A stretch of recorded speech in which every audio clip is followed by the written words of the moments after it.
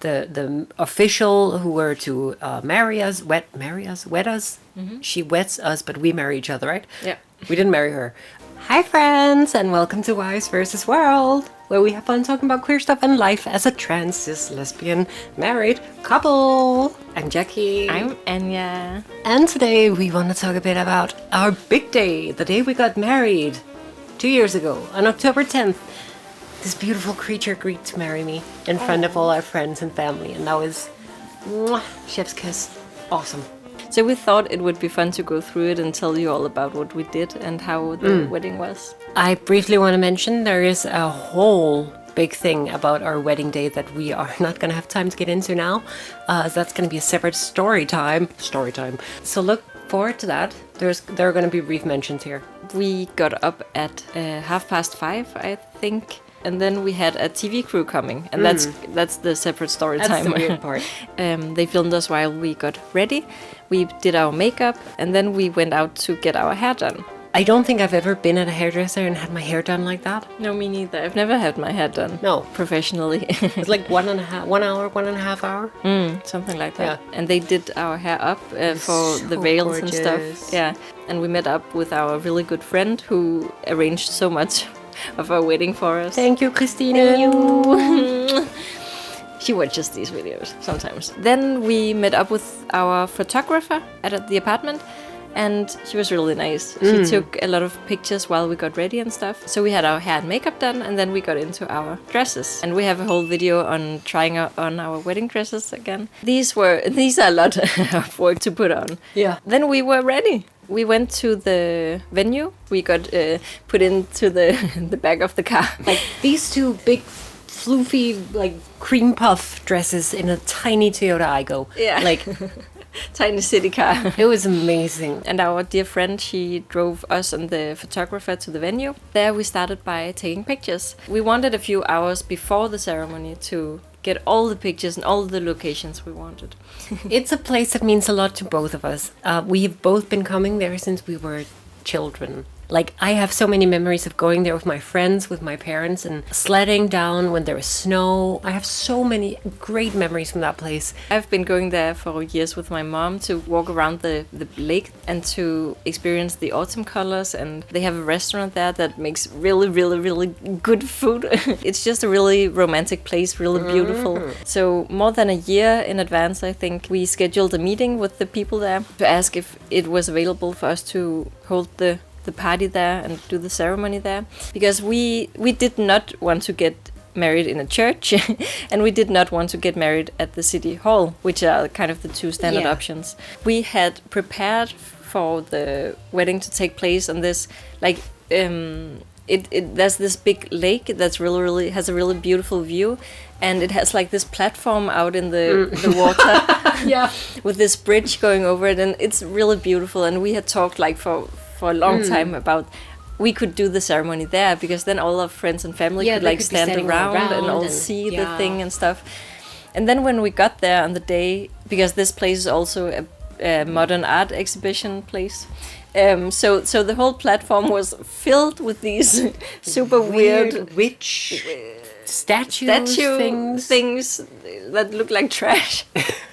I can't say that, but I will. So we had a backup location because it was the 10th of October, which is usually not great because there's a high risk of it being bad weather. But we had chosen the backup location to be this kind of looks like a small podium with an archway of like grand old trees all around it. It was just so beautiful. Like, it was perfectly round, surrounded by these really, really huge poplars in like a circle. Feels like a very spiritual place in a way. Not necessarily religious, but spiritual. Yeah. So we really quickly changed our location to the backup location and informed people that they needed to tell everyone that they need to go there instead. Then after the pictures, we sat down and had a bit of lunch. Yeah, you were about to pass out. Yeah, as I was. As far as I remember. I was feeling so bad at that point. I knew that would happen.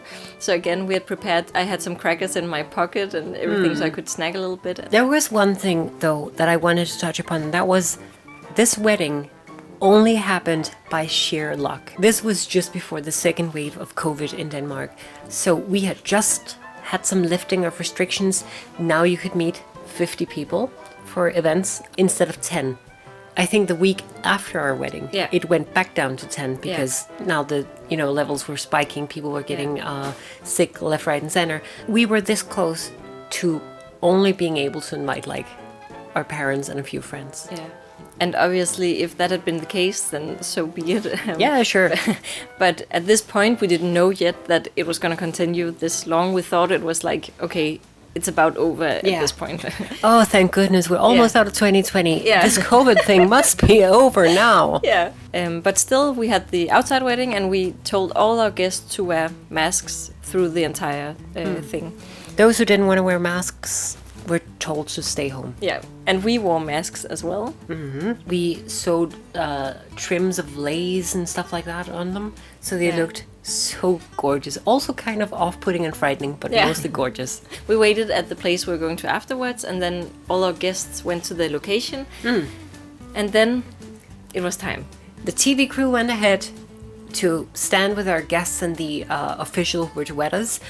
And then you went out. Again, traditionally, it's like the father of the bride following her down the aisle. But neither of us really wanted that. We're not that close with our fathers. No, and we felt like maybe that was a bit patriarchal to have like a dad give us away to someone else. It just didn't feel right at all. No. It wasn't important to me to have someone to walk me down the aisle. Like you just came out swinging like boom. Yeah, I watched the video someone took of me since, and I'm sprinting, like I'm just like power walking because I was so excited, and that it doesn't look good.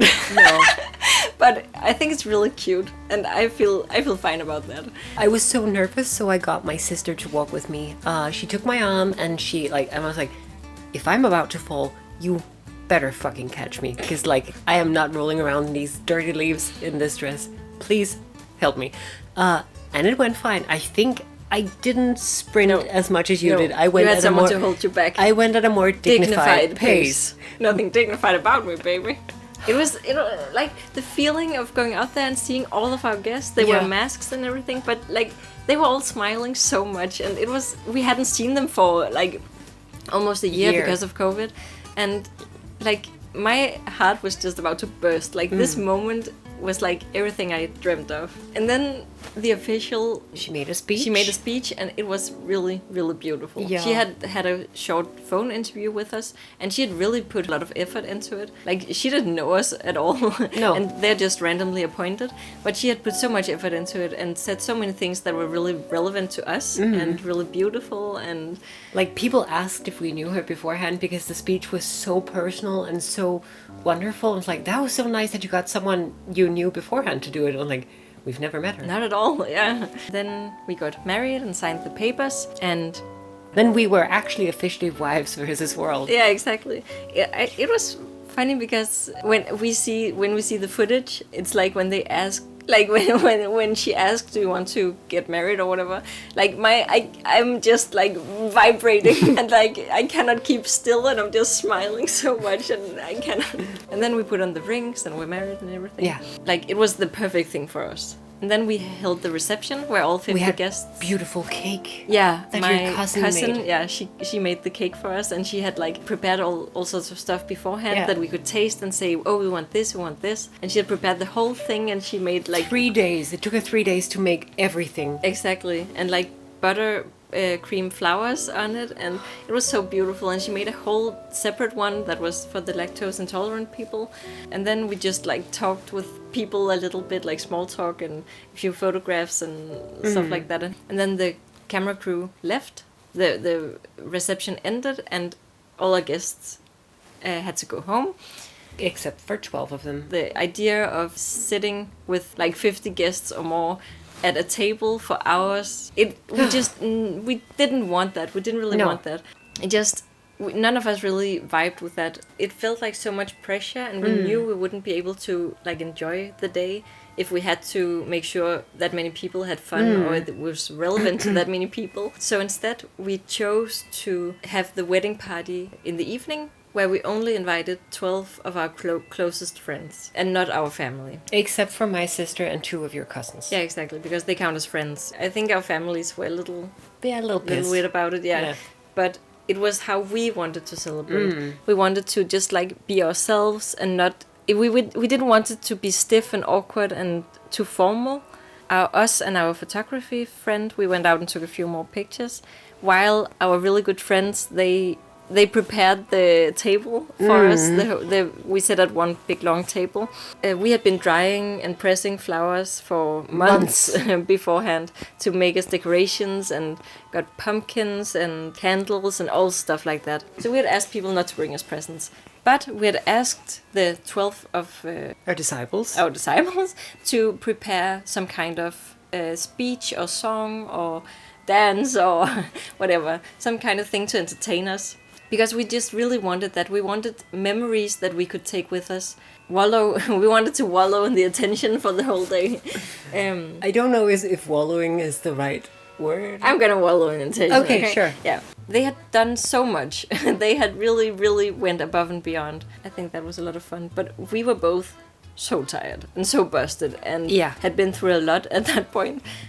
So I don't think our speeches was like the highlight.